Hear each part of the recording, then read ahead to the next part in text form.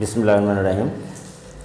দেখো, আজকে আমি তোমাদের পরিমিতি অধ্যায়ে 16 এবং অনুশীলনী 16.2 দেখো, এখানে আজকে একটি নতুন অঙ্ক 13 নম্বরে অঙ্কটি খেয়াল করো। একটি সুষম অষ্টভুজের কেন্দ্র থেকে কৈনিক বিন্দুর দূরত্ব 1.5 মিটার হলে এর ক্ষেত্রফল নির্ণয় করো। তাহলে আজকে আমি তোমাদের সুবিধার্থে ডাকটি একটু লিখে নিই। চলো দেখো যে 13 নম্বরের অঙ্কটি হলো 16.2 যে বলা হচ্ছে একটি সুষম অষ্টভুজের একটি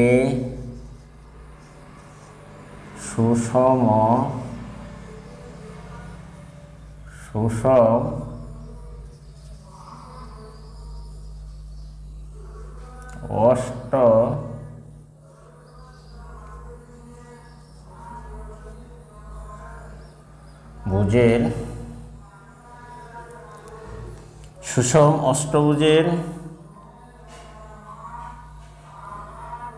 কেন্দ্র থেকে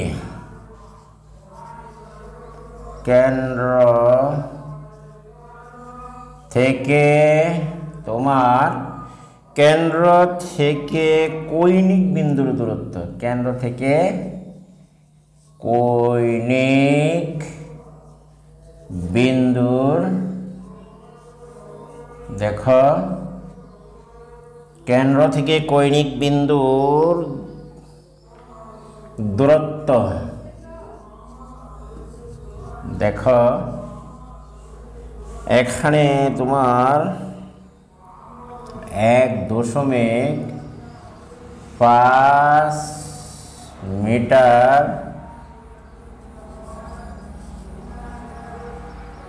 হলে এর ক্ষেত্রফল নির্ণয় করো। এর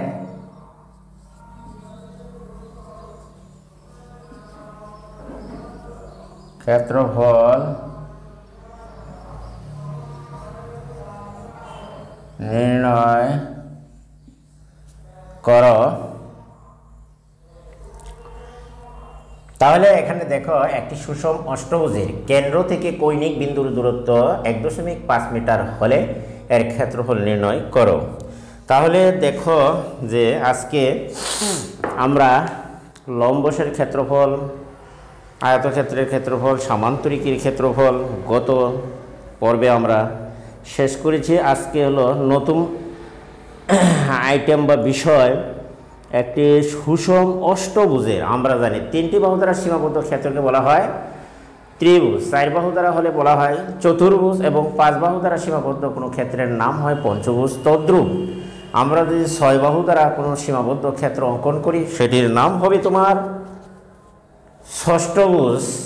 তদ্রূপ 7 বাহু দ্বারা হলে হবে নামকরণ করা হবে সপ্তমভুজ এবং 8 বাহু দ্বারা সীমাবদ্ধ কোনো ক্ষেত্রকে বলা হবে অষ্টভুজ। এই অষ্টভুজের ক্ষেত্রফল নির্ণয় করতে হবে। বলা হচ্ছে সুষম অষ্টভুজ, তার মানে হচ্ছে তোমার যে অষ্টভুজের প্রত্যেকটি বাহু তোমার পরস্পর কি হবে, সমান হবে, তাহলে সুষম অষ্টভুজ বলা হয়। তাহলে চলো আমরা প্রথমে আগে সুষম অষ্টভুজ এঁকে নিবার চেষ্টা করি। দেখো কৌশল 1, 2। দেখো এইখানে একটি সুষম অষ্টভুজ অঙ্কন করার আমরা দেখো কৌশলটা এখানে তুমি একটু দেখে নিতে পারো। দেখো যে সহজে কিভাবে আমরা একটি সুষম অষ্টভুজ অঙ্কন করে নিতে পারি। তাহলে আমরা এভাবে একটি বিন্দুগুলি দিয়ে নেই, বিন্দুগুলি পরস্পর যোগ করে দেই। 1, 2, 3, দেখো 4, 5, 6, 7, এই হলো তোমার 8। এটি হচ্ছে ধরে নিলা যে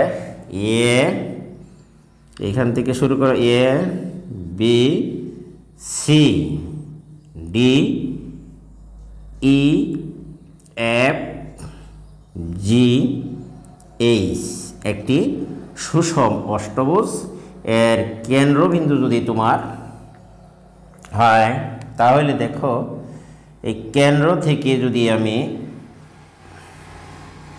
শীর্ষগুলি যদি তুমি যোগ করো, দেখো 1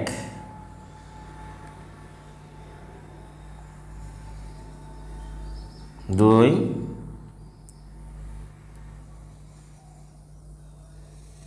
3 এই। তাহলে এর কেন্দ্রবিন্দু থেকে যদি তুমি মনে করো এটা পরস্পরকে ও বিন্দুতে, এইখানে মনে করো ও বিন্দুতে ছেদ করেছি সবগুলো, তাহলে আমরা দেখি যে A B C D E F G H একটি হচ্ছে তোমার সুষম অষ্টভুজ। এর ক্ষেত্রফল তোমার নির্ণয় করতে হবে। এই সুষম অষ্টভুজের যে প্রত্যেকটি বাহু আছে A B B C C D A D এবং ই এফ জি এফ এবং হচ্ছে এইচ, এই প্রত্যেকটি বাহু হচ্ছে পরস্পর সমান, এই জন্য একে বলা হয় সুষম অষ্টভুজ। তাহলে সুষম অষ্টভুজের যদি কেন্দ্র যদি ও হয়, যদি শীর্ষগুলি যদি যোগ করা হয় তারা পরস্পরকে ও বিন্দুতে ছেদ করে, তাহলে এই সুষম অষ্টভুজের কেন্দ্রে তোমার 360 ডিগ্রি, যেহেতু কেন্দ্রের মধ্যে 360 ডিগ্রি কোণ, কেন্দ্র হবে বৃত্তাকার, এই জন্য সেটি হবে 360 ডিগ্রি কোণ উৎপন্ন করবে। তাহলে দেখো এই সুষম অষ্টভুজে এখানে পরস্পর শীর্ষবিন্দুগুলো যোগ করাতে, এক শীর্ষবিন্দুর সাথে অপর শীর্ষবিন্দু যোগ করাতে কেন্দ্র যে ও এ ও বিকোণ এবং এরকমভাবে 1 2 3 4 5 6 7 8টি ত্রিভুজ উৎপন্ন হয়েছে। প্রত্যেকটি ত্রিভুজ হচ্ছে তোমার একটি সমদ্বিবাহু ত্রিভুজ। কারণ হচ্ছে দেখো এটি হচ্ছে একটি সমদ্বিবাহু ত্রিভুজ। যদি আমাদের এখানে এই সমদ্বিবাহু ত্রিভুজের বাহুর দৈর্ঘ্য কেন্দ্র থেকে বলা হচ্ছে যে শীর্ষবিন্দুর দূরত্ব হচ্ছে তোমার 1.5, এখান থেকে এই বিন্দুগুলোর দূরত্ব হচ্ছে তোমার 1.5, তাহলে আমরা এ ও বিকোণের মান আমরা বের করতে পারবো। তাহলে আমরা মনে করি, দেখো সমাধান বা সলভ, এখানে দেখো যে সমাধান শিক্ষার্থীরা আজকে দেখো, তাহলে আমাদের একটি এই সমাধান করার জন্য এখন যে কাজটি করতে হবে, প্রথমে আমরা চিত্রটি দিলাম, তাহলে ধরো বা মনে করি যে মনে করি A B C D, A B C D E F G H, E F G H একটি তোমার সুষম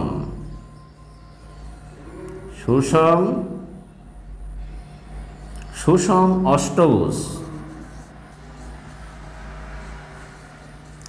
তাহলে সুষম এই অষ্টভুজ ধরে নিলাম এবং এর শীর্ষবিন্দুগুলো যোগ করাতে কেন্দ্রের সাথে শীর্ষবিন্দুগুলো যোগ করা হলো সুষম অষ্টভুজ, এবং এর কৌণিক বিন্দুগুলো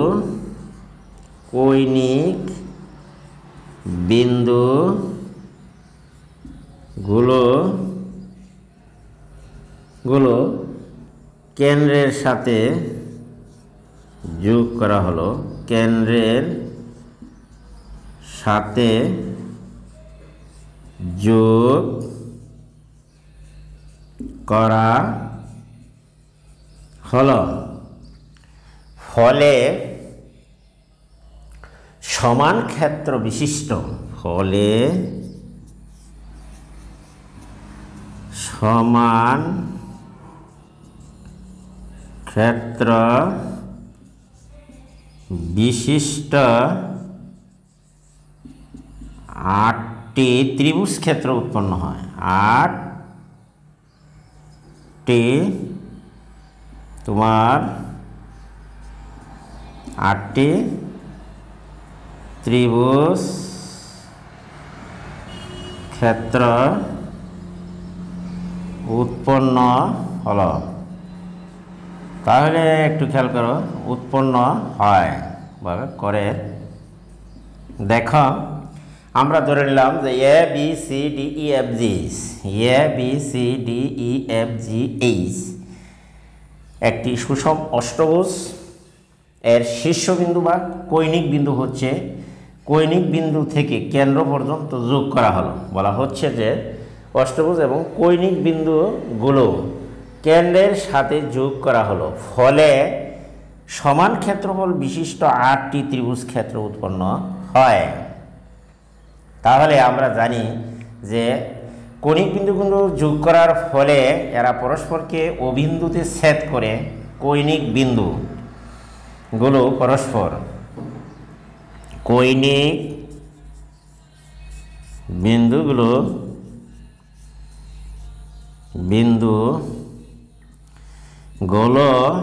তোমার পরস্পরকে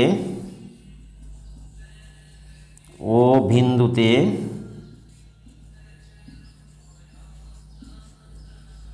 দেহ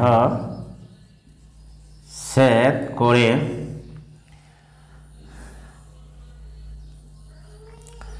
সুতরাং এ ও বি ত্রিভুজ, এ ও বি এর অবিন্দুতে ছেদ করে, ফলে তাহলে অবিন্দুতে উৎপন্ন কোণের পরিমাণ হচ্ছে তোমার 360 ডিগ্রি। কৌণিক বিন্দুগুলো পরস্পর অবিন্দুতে ছেদ করে ও বিন্দুতে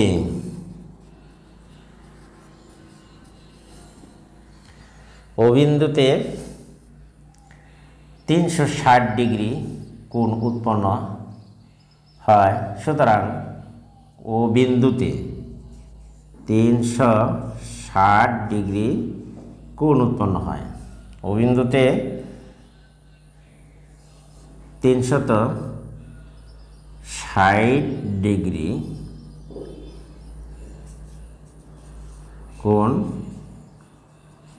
সৃষ্টি হয়। কারণ হচ্ছে ও হচ্ছে যদি বৃত্তের কেন্দ্র হয়, তাহলে কেন্দ্রে উৎপন্ন কোণ হবে 360 ডিগ্রি। যেহেতু কেন্দ্র থেকে প্রত্যেকটি বাহুর দূরত্ব হচ্ছে তোমার সমান 300, তাহলে ও বিন্দুতে 360 ডিগ্রি কোণ সৃষ্টি হয়। এখন দেখো, সুতরাং এখানে এ ও কোণ বি, এ ও বি কোণ সমান হবে, যেহেতু অষ্টভুজের বাহুর সংখ্যা হচ্ছে তোমার এইখানে 8টি, যে প্রত্যেকটি বাহু সমান হয়, তাহলে আমরা যদি ভাগ দেই প্রত্যেক কোণের পরিমাণ হয় তোমার কত, 45 ডিগ্রি। তাহলে এ ও বি ত্রিভুজের এ ও বি কোণ সমান হবে, সুতরাং এ ও বি কোণ হবে তোমার 45 ডিগ্রি। কারণ হচ্ছে এখানে দেখো এর বাহুর সংখ্যা হচ্ছে তোমার 8টি, যেহেতু অষ্টভুজের বাহুর সংখ্যা, সুষম অষ্টভুজের বাহুর সংখ্যা হচ্ছে 8, এবং কেন্দ্রে উৎপন্ন কোণের পরিমাণ যদি হয় 360 ডিগ্রি, তাহলে আমরা 8 দ্বারা যদি ভাগ করি, যেহেতু সুষম, এখানে সুষম যেহেতু অষ্টভুজ, তাহলে প্রত্যেকটি বাহুই সমান। 8 দ্বারা যদি আমরা ভাগ করি, তাহলে আমরা কোণের পরিমাণ পেলাম, একটি কোণের পরিমাণ পেলাম এ ও বি কোণ। এখানে এ ও বি কোণ পেলাম 45 ডিগ্রি। আবার যেহেতু এখন এই ত্রিভুজ এ ও বি এ, তাহলে কৈনিক বিন্দু থেকে বলা হচ্ছে যে কৈনিক বিন্দুর দূরত্ব হচ্ছে, অর্থাৎ কৈনিক বিন্দু হচ্ছে এ থেকে কেন্দ্রের দূরত্ব হচ্ছে তোমার এ ও হচ্ছে 1.5, আবার বিও হচ্ছে 1.5 মিটার। তাহলে আমরা ধরতে পারি যে এই ত্রিভুজটি একটি সমদ্বিবাহু ত্রিভুজ হবে, এ ও বি হবে একটি সমদ্বিবাহু ত্রিভুজ। তাহলে আমরা ধরি যে এ ও সমান হলো তোমার বিও সমান এ সমান হলো 1.5 মিটার। আমরা ধরে নিলাম যে এ ও সমান হচ্ছে তোমার বিও। তাহলে এখানে এও যদি সমান বিও হয় তাহলে এটি হচ্ছে একটি সমদ্বিবাহু ত্রিভুজ। তাহলে সমদ্বিবাহু ত্রিভুজ এবং এর অন্তর্ভুক্ত কোণ আমরা বের করেছি। দেখো এ ও বি কোণ সমান হচ্ছে 45 ডিগ্রি। তাহলে আমরা আবার জানি যে কোনো ত্রিভুজের দুই বাহু যদি দেওয়া থাকে, মনে করো এটি হচ্ছে এ বাহু, এটি বি বাহু, আর অন্তর্ভুক্ত কোণ যদি থিটা হয় তাহলে এর ক্ষেত্রফল হবে, যদি এ বি সি ত্রিভুজটি হয় তাহলে ত্রিভুজ, সুতরাং এর ক্ষেত্রফল ত্রিভুজ এ বি সি এর ক্ষেত্রফল হবে আমরা সূত্র জানি যে হাফ ইন্টু হবে এ ইন্টু বি ইন্টু হবে তোমার সাইন থিটা। তাহলে আমরা এই সূত্রটি এখানে আমরা ফলো করতে পারি। এই সূত্রটি আমরা ত্রিভুজ এ ও বি এই ক্ষেত্রে আমরা এই সূত্রটি ব্যবহার করতে পারি, যেহেতু দুই বাহু দেওয়া আছে এ ও সমান হলো বিও। তাহলে এ ও এবং বিও সমান হচ্ছে তোমার এ সমান হচ্ছে তোমার 5 মিটার, 1.5 মিটার। তাহলে 1.5 মিটার হলে তদ্রূপ এ বি সি এই ত্রিভুজের ক্ষেত্রে যেমন হচ্ছে এর ক্ষেত্রফল হাফ ইন্টু এ বি গুণন হচ্ছে সাইন থিটা। এই সূত্রটি আমরা এখানে ব্যবহার করে ত্রিভুজ এ ও বি এর ক্ষেত্রফল আমরা বের করতে পারি, অথবা সমদ্বিবাহু ত্রিভুজের যে ক্ষেত্রফল আছে নির্ণয় করার সূত্র, যেমন b/4 ইন্টু √ওভার হলো তোমার 4 স্কোয়ার মাইনাস বি স্কোয়ার, এই সূত্র দেওয়া আমরা এই ক্ষেত্রটি ব্যবহার করতে পারি। তবে এটি হচ্ছে সহজ, এখানে হাফ ইন্টু। তাহলে আমরা চলো এবার ত্রিভুজ, সুতরাং ত্রিভুজ সুতরাং দেখো এখন ত্রিভুজ এ ও বি এর ক্ষেত্রফল, ত্রিভুজ এ ও বি এর ক্ষেত্রফল হবে, দেখো এর ক্ষেত্রফল আমরা নির্ণয় করতে পারি হাফ দিলাম। দেখো সূত্রের হাফ, এ হচ্ছে ও এ, তাহলে ও এ ও ধরো এ ও বাহু এখানে আছে এ ও ডট হচ্ছে বি ও ডট হচ্ছে তোমার সাইন, দেখো সাইন, যেহেতু সাইন 45 ডিগ্রি আমরা বা সাইনের মান আমরা বের করতে পারি এ ও বি। সাইন কোণ হচ্ছে তোমার এ ও বি কোণ, এর মান আমরা বের করেছি। দেখো এইখানে আমরা এটি কিন্তু যেহেতু তোমার এই যে ত্রিভুজ এ বি সি এর ক্ষেত্রফল এইভাবে বের করা যায়, সেটি কিন্তু আমরা পাশে নোট দিয়ে দিলাম। এটি তোমরা ইচ্ছা করলে মনে করে রাখবা। দেখো আমরা তাহলে এইখানে দেখো যে আমরা যদি বসিয়ে দিই ও এর মান হলো এ, তাহলে ডট ইন্টু এ আর সাইন দিলা তোমার 45 ডিগ্রি। এইখানে যদি সাইন 45 ডিগ্রি হয়, আমরা যদি এখানে লিখি যে এ গুণ করলে তোমার এ স্কোয়ার আর সাইন 45 ডিগ্রির মান হচ্ছে তোমার, আচ্ছা পরবর্তী তাপে তুমি বসাও, এখন এইখানে রেখা দাও। দেখো 45 ডিগ্রি, এখন এ গুণ করলাম, তাহলে আমরা এটি মুছে নিতে পারি। দেখো যে আমরা এটি মুছে নিলাম। এবার দেখো এইখানে দেখো হাফ ইন্টু যদি আমরা লিখি এই এর মান হচ্ছে 1.5 হোল স্কোয়ার হবে, আর সাইন 45 ডিগ্রির মান হচ্ছে 1/√2। আশা করি প্রিয় শিক্ষার্থীরা তোমরা এটি বুঝতে পেরেছ। তাহলে এটিরে যদি বর্গ করো তাহলে 2.25, আর এইখানে হচ্ছে তোমার গুণ দিলে 1/√2।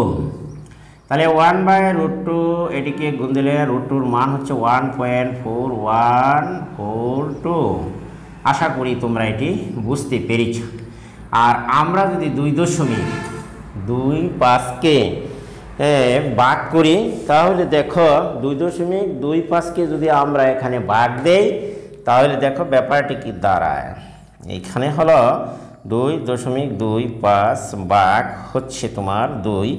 দেখো যেহেতু এই 2 হচ্ছে নিচে, এটিকে ভাগ করলে দাঁড়ায় ব্যাপারটি হলো 1.45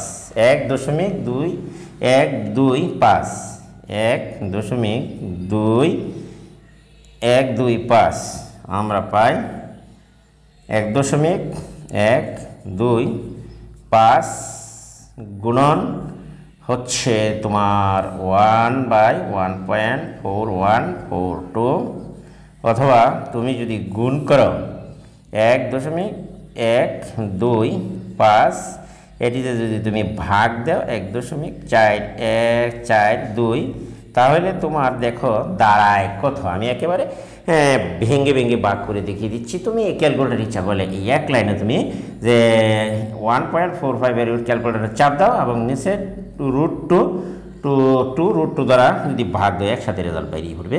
তাহলে আমরা দেখি এখানে রেজাল্টটা দেখো 1.4142, এইখানে আমরা পেলাম যে 79, অর্থাৎ 0.79 ধরো 0.79 ধরো 5 পর্যন্ত আমরা 3 ঘর পর্যন্ত রেজাল্টটি নিয়ে নিলাম। তাহলে দেখো প্রায় 3 ঘর পর্যন্ত নিলে আমাদের দ্বারায় এখানে হচ্ছে তোমার 3, 5, 6 দেওয়া যাইতে পারে। দেখো 0.796 এত বর্গ মিটার হবে তোমার, এত বর্গ মিটার। অতএব অষ্টভুজের ক্ষেত্রফল, যেহেতু আমরা একটি ত্রিভুজের ক্ষেত্রফল বের করেছি, দেখো এখানে এ ও বি, তাহলে এ ও বি হচ্ছে একটি ত্রিভুজের ক্ষেত্রফল। এখানে কিন্তু ত্রিভুজ হচ্ছে তোমার 1 থেকে আরম্ভ করে 8টি ত্রিভুজ আছে। তাহলে লিখবা অতএব 8টি ত্রিভুজ মানে হচ্ছে অষ্টভুজের ক্ষেত্রফল। সুতরাং সুষম, দেখো সুষম অষ্টভুজের, দেখো সুষম অষ্টভুজের ক্ষেত্রফল, এখানে আমরা যেহেতু একটি ত্রিভুজের ক্ষেত্রফল আমরা বের করেছি, আমরা এখন এই অষ্টভুজের ক্ষেত্রফল যদি বের করি 8 গুণন একটি ত্রিভুজের ক্ষেত্রফল যত পেয়েছিলাম 0.796 বর্গমিটার হবে। আশা করি তোমরা ব্যাপারটি বুঝতে পেরেছ। তাহলে এই ত্রিভুজের ক্ষেত্রফলকে যদি আমরা 8 দ্বারা গুণ করি তাহলে দেখো ব্যাপারটি দ্বারা 6.36 বর্গ মিটার। আশা করি প্রিয় শিক্ষার্থীরা তোমরা এটি বুঝতে পেরেছ। আজকে এখানে অষ্টভুজের ক্ষেত্রফল নির্ণয় এখানে সমাপ্ত হলো। দেখো আমি একেবারে ব্যঙ্গে চুলছেঁড়া বিশ্লেষণ করে এখানে তোমাদের ক্ষেত্রফলটি বের করে দিয়েছি। আমরা একটি ত্রিভুজের ক্ষেত্রফল বের করে, যেহেতু এর ভিতরে হচ্ছে আরও 8টি ত্রিভুজ মোট, এর লিগে 8 দ্বারা আমরা গুণ করে পুরা অষ্টভুজের ক্ষেত্রফল পেয়েছি। সুতরাং সুষম অষ্টভুজের ক্ষেত্রফল 8 গুণন একটি ত্রিভুজের ক্ষেত্রফল, তাহলে পুরা অষ্টভুজের ক্ষেত্রফল তুমি পেয়ে গেলে। তাহলে আমার উত্তরটি হলো 6.36 বর্গমিটার প্রায়। আশা করি সকল শিক্ষার্থী বন্ধুরা তোমরা এটি বুঝতেই পেরেছ। আজকে তাহলে আমি এই অঙ্কটি এখানে শেষ করলাম। আমরা যাব তাহলে পরবর্তী একটি অঙ্ক আছে এই অধ্যায়ের বা 16.2 প্রশ্নমালায়, যেটি হচ্ছে তোমার একটি সৃজনশীল প্রশ্ন। এটি একটি গুরুত্বপূর্ণ প্রশ্ন, যেটি হচ্ছে সৃজনশীল প্রশ্ন। তাহলে আমরা এটি মুছে নিতে পারি। দেখো আমরা এটি এবার মুছেই নিলাম। তাহলে আমরা যদি এটিকে মুছে নেই তাহলে আমরা সৃজনশীল যে গুরুত্বপূর্ণ প্রশ্নটি আছে সেটি কিন্তু আমরা এখন পর্যায়ক্রমে সমাধান করার চেষ্টা করব। তাহলে তুমি এটি এখানে মুছে নিতে পারো। ধরো এটি মুছেই নিলাম। যেহেতু আমরা এটি মুছে নিতে পারি, দেখো 1 নম্বরের প্রশ্নটা হলো 14 নম্বর সম্ভবত। দেখো এইখানে আছে, এইখানে দেখো আছে যে আয়তাকার একটি ফুলের বাগানের দৈর্ঘ্য। দেখো এখানে আমরা ডাকটি তোমাদের সুবিধার্থে এখানে উঠিয়ে দিচ্ছি। দেখো আয়তকার একটি, দেখো যে আয়তকার, এটা পেজ নম্বর হচ্ছে 311। দেখো 311 পৃষ্ঠা অথবা 311 পেজ নম্বর তোমার পাঠ্য বইয়ের। আচ্ছা, এখানে তুমি দেখো যে একটি আয়তকার একটি ফুলের বাগানের দৈর্ঘ্য, আয়তকার একটি ফুলের বাগানের দৈর্ঘ্য 150 মিটার এবং দৈর্ঘ্য 150 মিটার এবং প্রস্থ 100 মিটার, প্রস্থ 100 মিটার।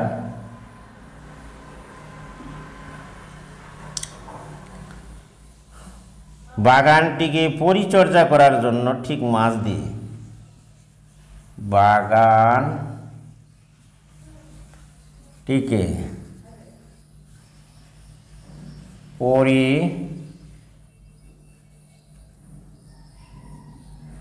পরিচর্যা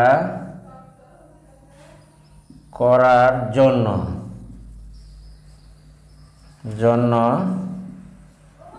ঠিক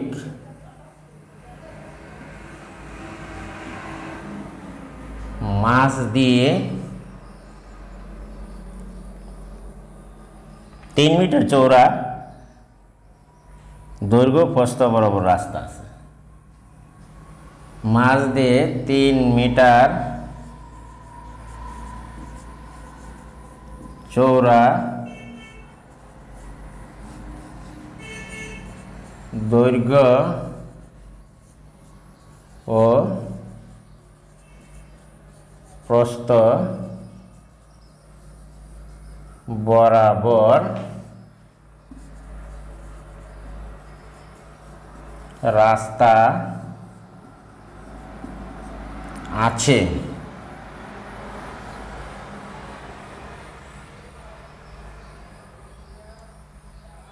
দৈর্ঘ্য প্রস্থ বরাবর রাস্তা আছে।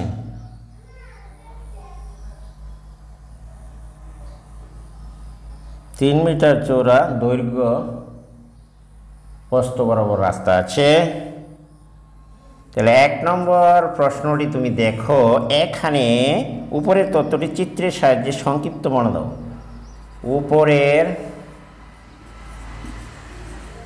উপরের তথ্যটি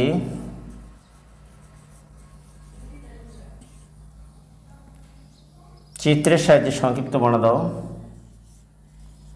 চিত্রের সাহায্যে সংক্ষিপ্ত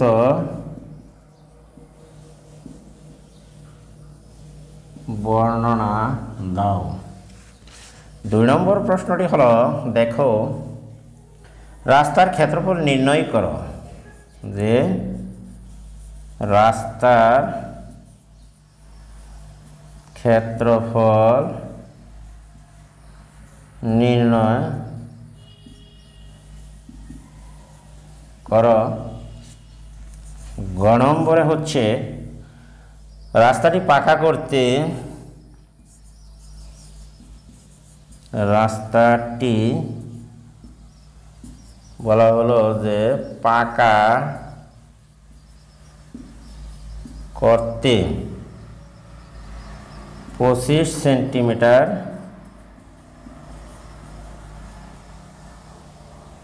দৈর্ঘ্য এবং 12.5 সেন্টিমিটার প্রস্থ বিশিষ্ট কয়টি ইটের প্রয়োজন হবে? প্রস্থ বিশিষ্ট কয়টি ইটের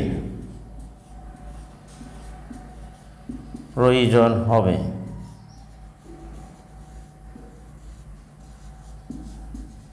দেখো এখানে প্রশ্নটি আমি শেষ করলাম। এখন হলো সমাধান। দেখো যে আয়তাকার একটি ফুলের বাগানের দৈর্ঘ্য 150 মিটার এবং প্রস্থ 100 মিটার। বাগানটিকে পরিচর্যা করার জন্য ঠিক মাঝ দিয়ে 3 মিটার চওড়া একটি রাস্তাও আছে। বাগানটিকে পরিচর্যা করার জন্য ঠিক মাঝ দিয়ে 3 মিটার চওড়া দৈর্ঘ্য প্রস্থ বরাবর রাস্তা আছে। এখন সমাধান দেখো কয়ের। তাহলে মনে করি ABCD একটি আয়তাকার বাগান। মনে করি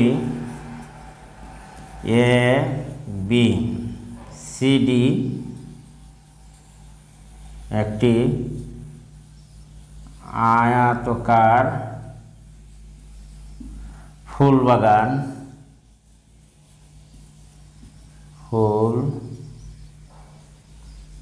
বাগান। যার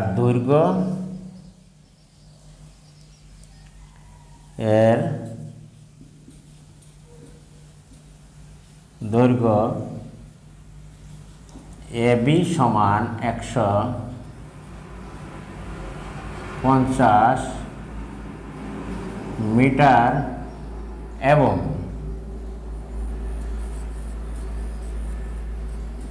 প্রস্থ BC সমান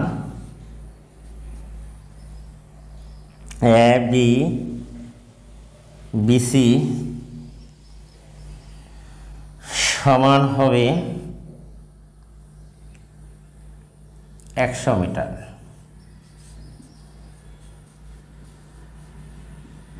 এবং এর দৈর্ঘ্য প্রস্থ বরাবর 3 মিটার চওড়া রাস্তা আছে এবং এর দৈর্ঘ্য ও প্রস্থ বরাবর 3 মিটার চওড়া রাস্তা আছে। তা চিত্রে প্রদর্শন করা হলো। চিত্রে দেখান হলো। দেখো এখানে চিত্রে দেখান হলো। তাহলে আমরা এখন দেখো চিত্রটি যদি আমরা উপরে নিয়ে যাই, দেখো এটি মুছে নিতে পারো।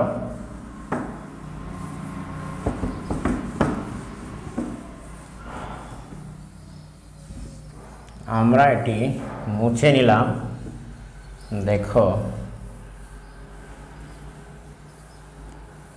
এইবার খেয়াল করো যে রাস্তাটি চিত্রে প্রদর্শন করি।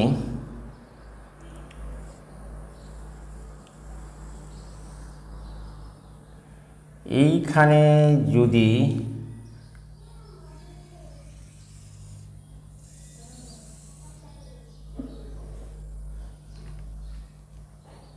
দেখো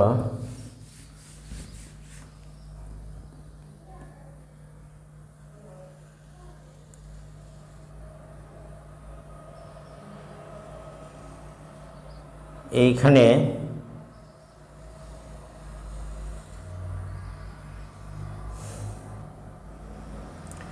দৈর্ঘ্য প্রস্থ বরাবর যেহেতু রাস্তা আছে, তাহলে আমরা দেখো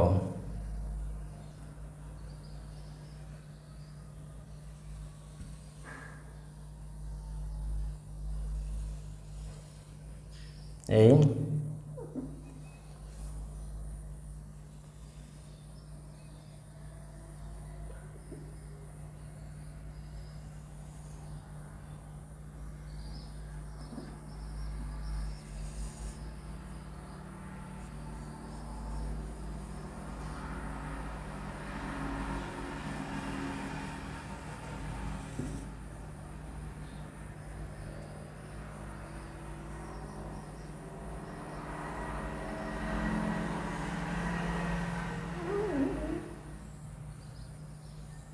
দেখো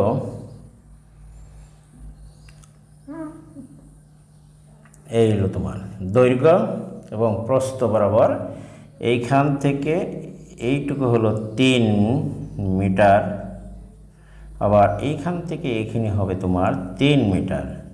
তাহলে আমরা যদি চিন্তা করি যে এইটুকু যে মাঝখানে দুইটা দৈর্ঘ্য বরাবর এবং প্রস্থ বরাবর এই অংশটুকু ছেদ করে, তাহলে এটির ক্ষেত্রফল হবে এখানে 3 আর 3 গুণ করলে 9 বর্গ মিটার।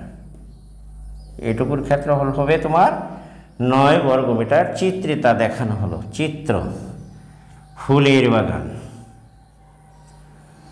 চিত্র এই আয়তাকার ফুল বাগান দেখানো হলো চিত্রে এটি। তাহলে আমরা এখন দেখি, তাহলে 1 নম্বর কয়ের প্রশ্নটি সমাপ্ত। এখন আমরা যাব তোমার খ নম্বরের প্রশ্নটি আমরা দেখাইতে পারি। দেখো, এবং খ নম্বরের প্রশ্নটি যদি এটি যদি তোমার এ হয় আর এই কোণা যদি বি হয়, এটি যদি তোমার সি, এটি হলো তোমার ডি, তাহলে এইখান থেকে এই পর্যন্ত হচ্ছে তোমার 150 মিটার। এটি কিন্তু চিত্রে আমি দেখিয়ে দিলাম। আবার এইখান থেকে তোমার এই পর্যন্ত হবে 100 মিটার। এটি কিন্তু আমরা দেখিয়ে দিচ্ছি। এখন আমরা ক্ষয়ের চিত্র থেকে যদি আমরা খ নম্বরের প্রশ্নটির উত্তর দিতে চাই, দেখো দেওয়া আছে আয়তাকার ক্ষেত্রের দৈর্ঘ্য দেওয়া আছে যে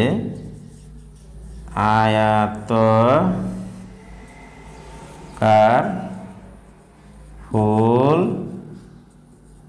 বাগানের, দেখো আয়তাকার ফুল বাগানের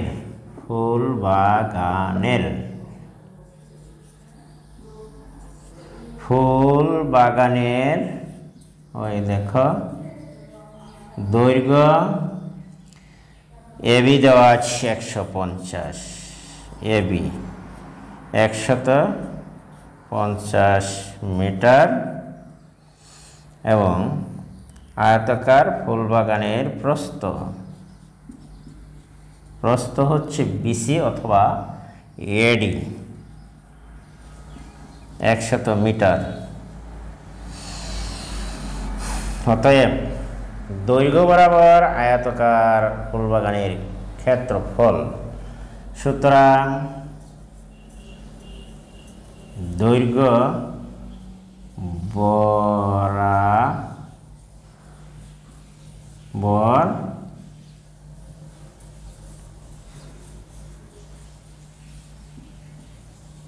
আয়তাকার দৈর্ঘ্য বরাবর আয়তাকার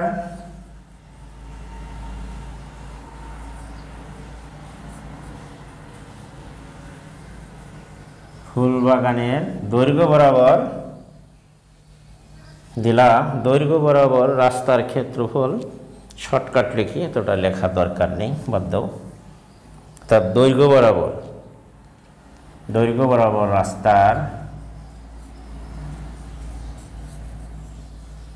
রাস্তার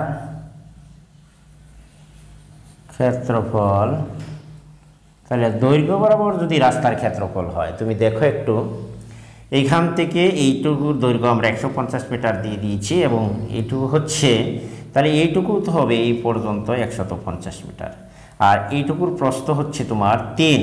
তাহলে দৈর্ঘ্য বরাবর রাস্তার ক্ষেত্রফল হবে 150 গুণন 3 হবে তোমার 450 বর্গ মিটার।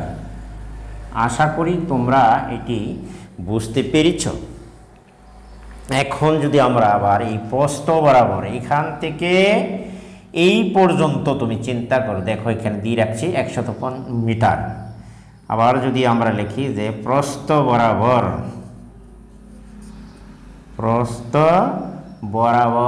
রাস্তার ক্ষেত্রফল হবে দৈর্ঘ্য, এই রাস্তার দৈর্ঘ্য হবে তখন 100 মিটার গুণ হবে তোমার 100 মিটার থেকে এইখানে কিন্তু 3 মিটার বাদ যাবে, তাহলে আমরা 100 থেকে 3 বাদ দিতে হবে, কারণ প্রথম দৈর্ঘ্য বরাবর 3 মিটার চলে গেছে। এখানে তো প্রথম 3 মিটার কেটে নিয়ে গেছে দৈর্ঘ্য বরাবর ক্ষেত্রফলে, তাহলে আমরা এখানে দৈর্ঘ্য কিন্তু 3 কমে যাবে 100 থেকে, তাহলে দৈর্ঘ্য বরাবর যদি 3 মিটার চলে যায় তাহলে প্রস্থ বরাবর কিন্তু এখান থেকে আমরা 3 বাদ দিয়ে দিলেই আমরা অরিজিনাল দৈর্ঘ্য যেটা সেটা কিন্তু আমরা 3 পেয়ে বাদ দিলেই 97 পেয়ে যাই। তাহলে 100 মাইনাস 3 এর ক্ষেত্রফল হবে তোমার, দেখো এইখানে যদি আমি লিখি 97 গুণন হবে 3 সমান সমান আমরা পাই 3 7 21 এর এক হাতের আছে 2, তারপরে হচ্ছে 3 9 27 3 9 27 আর হচ্ছে তোমার কত 3 দৈর্ঘ্য বরাবর ক্ষেত্রফল, আবার প্রস্থ বরাবর যদি আমরা ক্ষেত্রফল বের করি 3 7 21 এর এক হাতের আছে 2 আর হচ্ছে 3 9 27 27 28 কত হয় 28 29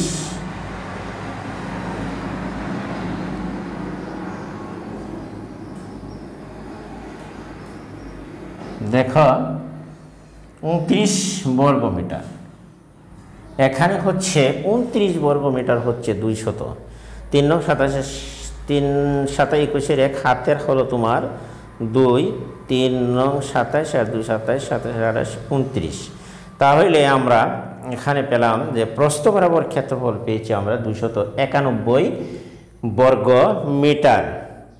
তাহলে রাস্তার মোট ক্ষেত্রফলটা হবে, এখানে আমরা এটি মুছে নিতে পারি। এখন দেখো তাহলে আমরা এটি মুছে নিলাম, অতএব রাস্তার মোট ক্ষেত্রফল, রাস্তাটির ক্ষেত্রফল, সুতরাং রাস্তাটির মোট ক্ষেত্রফল বা রাস্তার মোট ক্ষেত্রফল হচ্ছে রাস্তাটির নয় রাস্তার, দেখো রাস্তার মোট ক্ষেত্রফল সমান, রাস্তার মোট ক্ষেত্রফল সমান হবে দৈর্ঘ্য বরাবর আমরা পেয়েছিলাম 400, দেখো 50 বর্গ মিটার আর প্রস্থ বরাবর পেয়েছি 291 বর্গ মিটার। তাহলে আমরা লিখতে পারি, দেখো 1 9 5 14 4, দেখো 1 1 একই 9 আর 5 14 4 নামে হাতের আছে 1 2 6 7 741 বর্গ মিটার। অতএব এইখানে উত্তর তোমার সমাপ্ত হলো যে রাস্তার মোট ক্ষেত্রফল হচ্ছে 741 বর্গ মিটার। আমাকে যে বলা হচ্ছিল যে রাস্তাটির ক্ষেত্রফল নির্ণয় করো, অতএব নির্ণয় রাস্তার ক্ষেত্রফল, সুতরাং নির্ণয় ক্ষেত্রফল, উত্তর লেখ 741 বর্গ মিটার। আশা করি তোমরা এটি বুঝতে পেরেছ প্রিয় শিক্ষার্থীরা। আজকে আমি দেখো দুটো অঙ্কের সমাধান করেছি। সৃজনশীল যে প্রশ্নটি ছিল 14 নম্বরে, সেটি একটি অত্যন্ত গুরুত্বপূর্ণ এবং ইম্পর্টেন্ট একটি অঙ্ক, সেটি আমরা কিন্তু পর্যায়ক্রমে সমাধান করে যাচ্ছি। এখন দেখো রাস্তাটি পাকা করতে 25 সেন্টিমিটার দৈর্ঘ্য এবং 12.5 সেন্টিমিটার প্রস্থ বিশিষ্ট কয়টি ইটের প্রয়োজন হবে? 25 সেন্টিমিটার দীর্ঘ এবং হচ্ছে 12.5 সেন্টিমিটার প্রস্থ বিশিষ্ট কয়টি ইট লাগবে এই রাস্তাটি পাকা করতে? তাহলে আমরা চলো এবার 3 নম্বরের অঙ্কটি অর্থাৎ ঘ নম্বরের অঙ্কটি সমাধান করার জন্য যাই। এখানে দেখো, তাহলে আমরা এটি একটু বোর্ডটি পরিষ্কার করে নাও। এইবার দেখো যে গ নম্বরের প্রশ্নটি সমাধান করার জন্য আমরা খ থেকে প্রাপ্ত, দেখো খ থেকে প্রাপ্ত রাস্তার ক্ষেত্রফল, দেখো রাস্তার ক্ষেত্রফল, রাস্তার ক্ষেত্রফল হচ্ছে তোমার 741 বর্গ মিটার। সেটি কিন্তু আমরা এবার জানি যে 741 বর্গ মিটার রাস্তার ক্ষেত্রফল। অতএব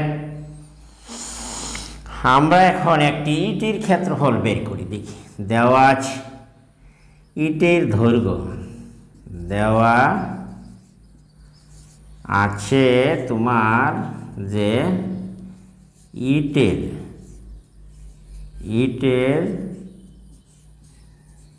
দৈর্ঘ্য ইকুয়াল টু কত? ইটের দৈর্ঘ্য সমান 25 সেন্টিমিটার। আমরা এটিকে যেহেতু ক্ষেত্রফল হচ্ছে বর্গমিটারে, এটিকে আমরা মিটারে প্রস্তুত করে নিই। 0.25 মিটার ইটের দৈর্ঘ্য পেলাম 0.25 মিটার। দেখো আমরা কিন্তু জানি যে 100 সেন্টিমিটারে হচ্ছে 1 মিটার, তাহলে 100 দ্বারা যদি আমরা 25কে বাদ দিই তাহলে আমরা মিটার পেয়ে যাব। সুতরাং আমরা মিটার পেলাম। আবার ইটের দেওয়া আছে ইটের প্রস্থ, ইটের প্রস্থ হচ্ছে তোমার, দেখো দেওয়া আছে 12.5, এটিকে যদি তুমি 100 দ্বারা ভাগ দাও অর্থাৎ 100 সেন্টিমিটার হচ্ছে তোমার 1 মিটার। তাহলে আমরা ভাগ দিলে আরও 2 গড় বামে, 2 জিরো লাগে 2 গড় বামে দশমিক, মোট হবে দশমিকের সংখ্যা হবে এখানে 0.125, মোট 3 গড় বামে দশমিক 0.125 মিটার। তাহলে আমরা এখানে ইটের দৈর্ঘ্য পেলাম, আবার ইটের প্রস্থ পেয়েছি। এখন হলো তোমার ইটের ক্ষেত্রফল, দেখো সুতরাং ইটের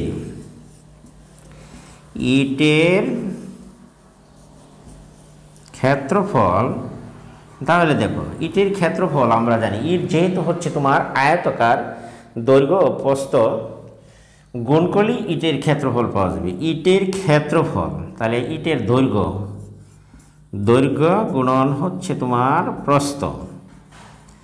অতএব ইটের ক্ষেত্রফল দেখো এখানে দৈর্ঘ্য হচ্ছে তোমার 0.25 মিটার, প্রস্থ হচ্ছে 0.125 মিটার। এটিকে গুণ করো, তাহলে ক্যালকুলেটর নাও, এটিকে গুণ দাও। দেখো ইটের দৈর্ঘ্য এবং হচ্ছে তোমার প্রস্থ কত, গুণ দাও। আমরা যদি গুণ দিই ইটের দৈর্ঘ্য হচ্ছে তোমার 0.25, গুণন দাও 0.125, 0.125 দ্বারা যদি গুণ দাও তাহলে আমরা পাচ্ছি 0.03125, 0.3125 বর্গ মিটার। আশা করি প্রিয় শিক্ষার্থীরা তোমরা এটি বুঝতে পেরেছ। একটি ইটের ক্ষেত্রফল আমরা পেলাম 0.03125, অর্থাৎ শর্টকাট যদি আমরা কই 0.03125, এটি কিন্তু বলা ঠিক নয়, তবু আমরা শর্টকাট বলে ফেললাম। তাহলে 0.03125 এভাবে ভেঙে দিতে হবে, দশমিকের পরের সংখ্যাগুলো ভেঙে ভেঙে বলতে হয়। অতএব আমরা একটা ইটের ক্ষেত্রফল পেলাম এত বর্গ মিটার, আর আমরা রাস্তার ক্ষেত্রফল খ থেকে পেয়েছিলাম 741 বর্গ মিটার। অতএব রাস্তাটি বাধাই করতে, সুতরাং দেখো রাস্তাটি বাধাই করতে রাস্তাটি বাধাই করতে মোট ইট লাগবে। ইট লাগবে।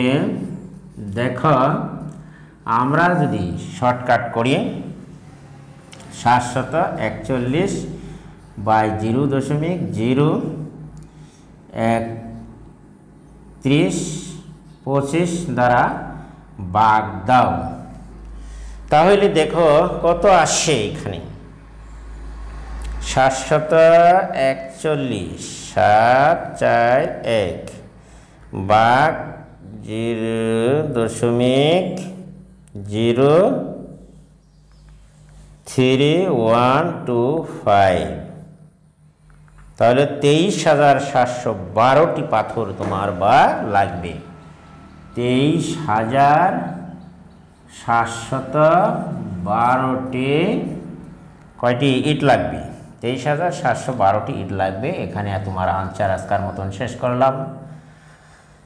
দেখো আমার মোট রাস্তাটি বাধাই করতে 23,712টি ইট লাগবে। আশা করি তোমরা সবাই এটি বুঝতে পেরেছো। কারণ হচ্ছে একটি ইটের ক্ষেত্রফল হচ্ছে 0.03125, তাহলে এত বর্গমিটার ইট লাগে একটি, তাহলে 741 বর্গমিটার ইট লাগবে বেশি।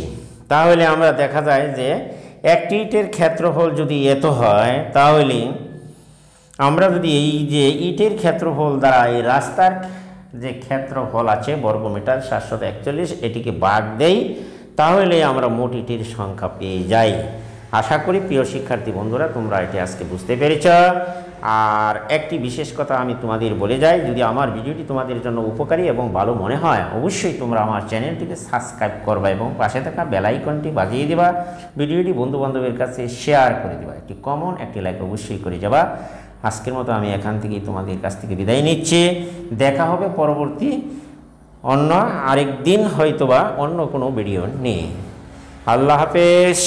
সকলেই তোমরা ভালো থেকো।